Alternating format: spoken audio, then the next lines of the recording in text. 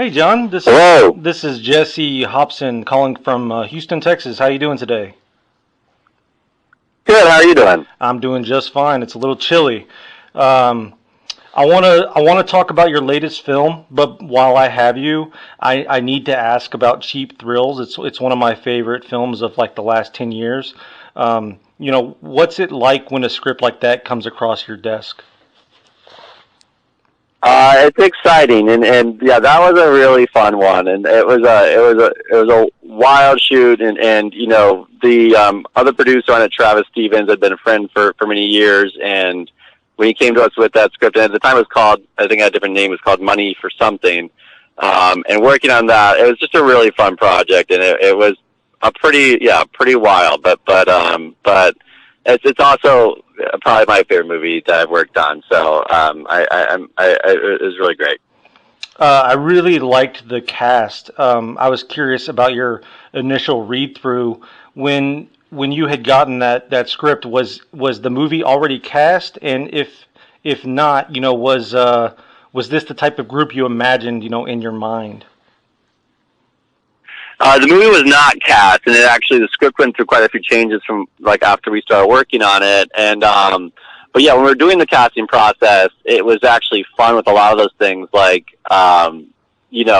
there's actors coming in that like Ethan had come in thinking he would be good for the other part, and he's like, "Wait, you're thinking of me for this part?" And it was just cool, kind of.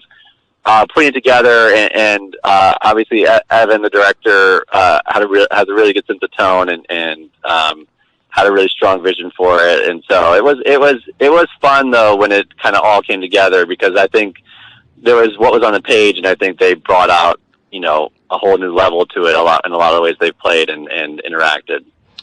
Yeah, it's one of my go-to films, like during a party or if anyone's like recommend a movie I don't know, it's usually one of the first or second ones I throw their way. And I will be honest with you, I've gotten zero bad reviews or responses, so I thought that was something worth mentioning.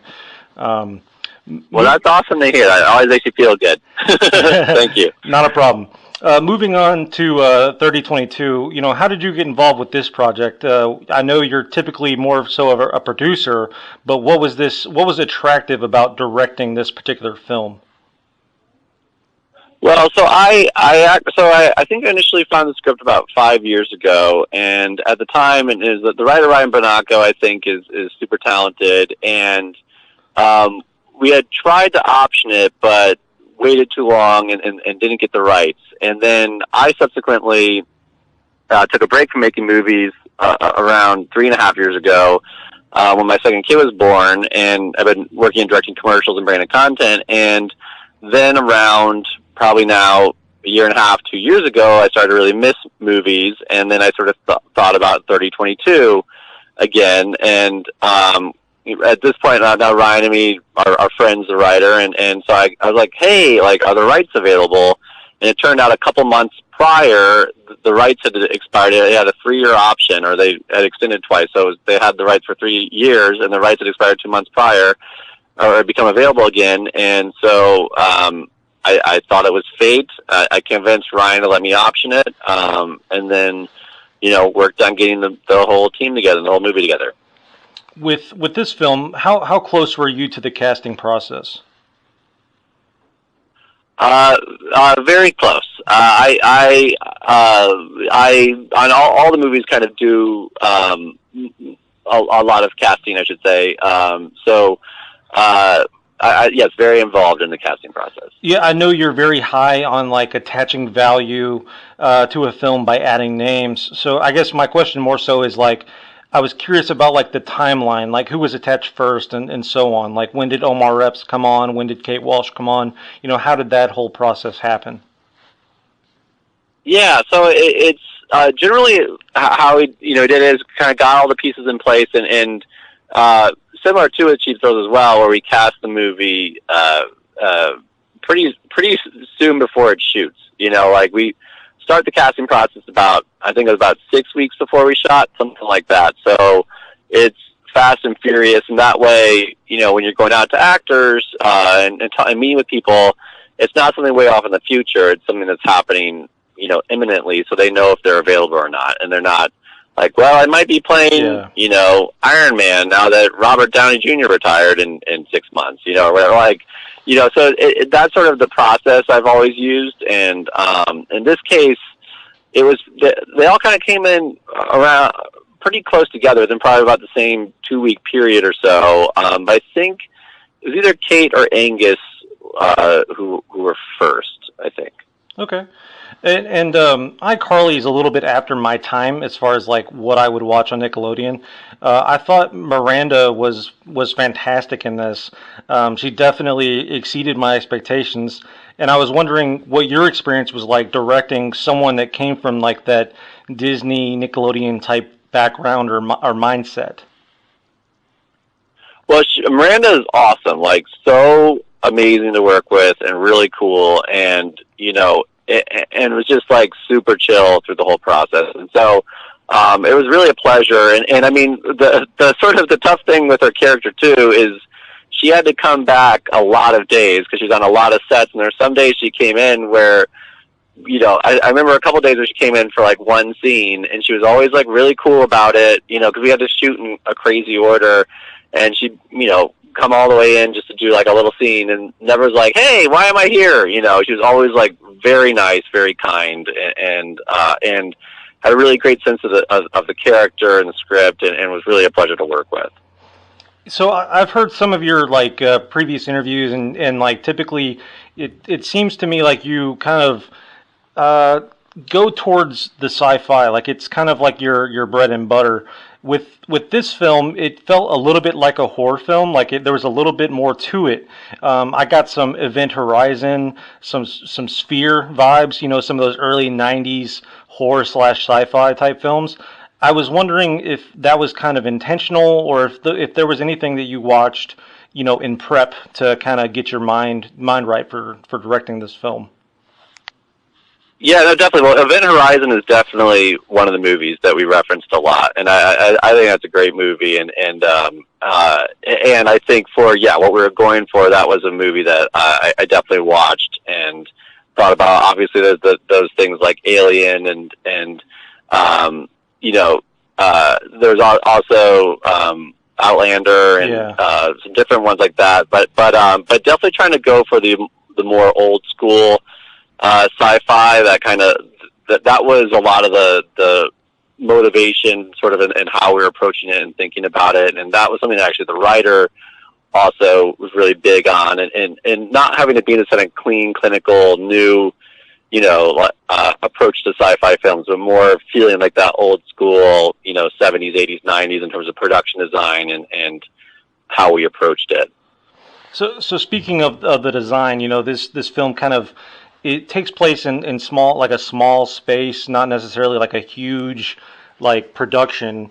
Was that a decision made like for budget restraints, or to keep it reasonable? And kind of come in with your background of being a producer, are those the types of things that that are always on your mind while you're shooting, like on set? Oh yeah, I mean, for sure. I mean, that was the big thing as we were looking at the movie, is the company that initially adopted this movie was looking to do it for, I think, $30 million. And so to convince Ryan, the writer, that we could do it for $7 million,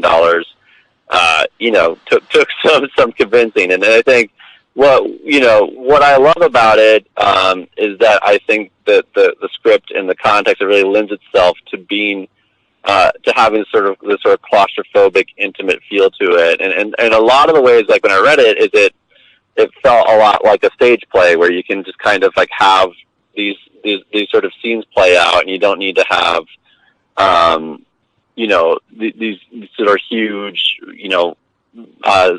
scenes. So there's not that many characters, and I think that was sort of a way that we discussed it before we got into production. And then obviously when we were in production, we had to deal with building all these spaceship sets, and David Ebert, our production designer, did an amazing job, and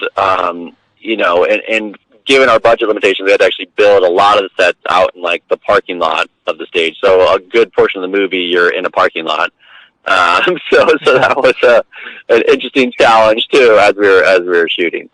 I can definitely say that the film did look great, especially considering that the budget you mentioned. You know, you've worked with sci-fi so often, and you actually have, you know, a couple of sci-fi movies in post-production. Is you've mentioned in the past that you tend to avoid horror just because everyone is making their own low-budget horror film, or also the ceiling. Is that why you tend to gravitate towards sci-fi? Or is it a preference, or is it just something that kind of happens naturally?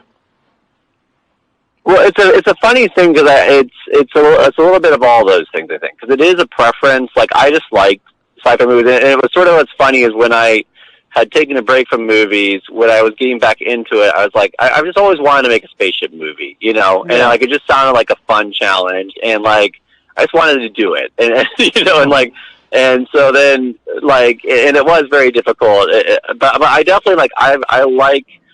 Sci-fi, science fiction movies are probably my first choice, which is fortunate because it's also, like when I'm looking for scripts, I'm not always like, I need to find a sci-fi movie, but it's often when I'm reading log lines what I end up being attracted to. But then there's obviously movies like Cheap Thrills and different things where, you know, it's obviously if a script speaks to you, like that's the crucial thing. But definitely, like for me, more when I'm directing and producing, I'm often looking for more science fiction related films because I think that's what I'm more interested in. Cool.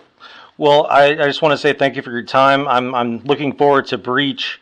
I was kind of looking into that earlier before we got on the call. But thank you for your time, John. Here at CineDump, we let the doers know how they're doing, and you're doing just fine. Thank you, sir. Well, thank you. I really appreciate you taking the time to talk to me, and thanks. I'm glad you like Cheap Thrills. It makes me feel good. Oh yeah, it's like I said, man. It's one of my go-tos, and I got a chance to talk to Ethan about it at Texas Frightmare, and I know that him and Pat Healy kind of had like a little rough patch, you know, during the filming, but he promised me that he looks back at that film fondly, like they've buried the hatchet, and that's honestly, looking back, it's one of his favorite productions, which I thought was kind of cool. Yeah, well, that is very true. Is like when the shoot was going on, and I think that's what works so well in the movie, is that there was this tension that, like, we shot it mostly linearly, and there was this tension that built up between them that kind of came to a head, like in a way that worked really well for the movie. But then, as we're doing then they're like buddies all since then. So I think it was just kind of like a cool kind of thing that happened on set that really, I think, elevated that relationship. And then afterwards, obviously, they've been friends ever since. Yeah, he kind of put it into like, because we talked about MMA, and he was like, it's kind of like ultimately when you fight somebody, and then like, you know, those 3 rounds are over, and it's like, hey, I respect you now. Like, that's kind of how he looks back at it, which I think is kind of neat. But anyway, man, thank you I could talk to you about that movie all damn day. Yeah. Well, cool. All right, well, thank you so much. I really appreciate it. Thank you, sir. Have a good day. Bye-bye.